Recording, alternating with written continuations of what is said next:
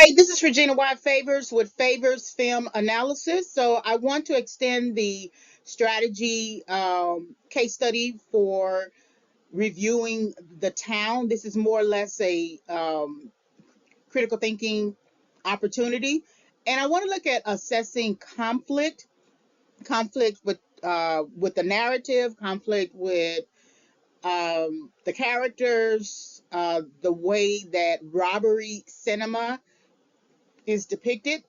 So this will give us an opportunity to think about how the director, Ben Affleck, presents conflict, how he acts within the narrative as a main character named Doug, and his relationship with James, as well as the other characters. And this will also just gives us an understanding, an opportunity to reach an understanding about just the presentation of heist movies, the presentation of robbery cinema.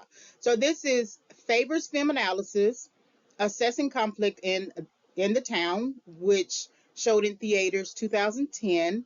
And you can visit www.favorsfilmanalysis.com for more access to critiques and reviews.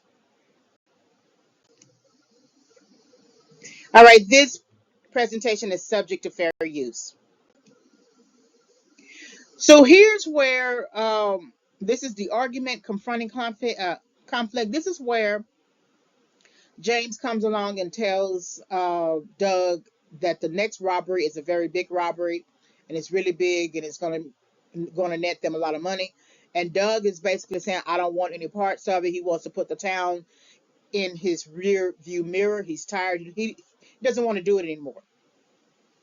And you see here almost a parent-child dynamic. Doug is not the parent in this situation, however.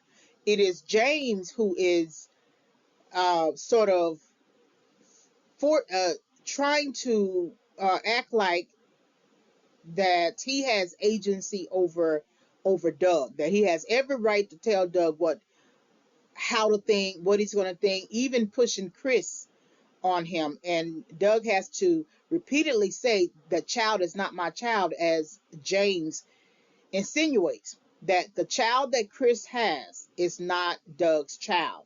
But James keeps wanting to push this idea of family, and we all need to stay together, and we all need to come together, and essentially you need to just go on ahead and marry my sister and we can be family. Because at this point, remember that James is an outsider, a visitor to his family unit. Both their fathers knew each other.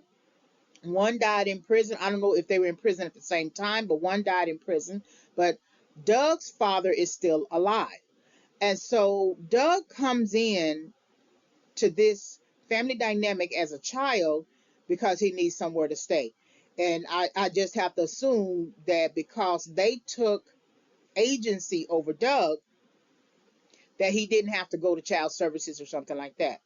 From that point, and we don't know the ages, whether or not they are the same age, but from that point of Doug having to come into their house for safety as a child because his father was taken away, it seems like um, James stepped into a fatherly role without asking Doug if he wanted a father. Doug's father, again, is still alive. He doesn't need a father. And so, what is interesting also about this dynamic is that James doesn't talk about Claire anymore throughout the movie from here. So, I'm assuming that the standoff worked because James doesn't try to go after Claire. He doesn't try to stalk Claire. He doesn't try to show up at Claire's apartment and try to get her to leave Doug alone.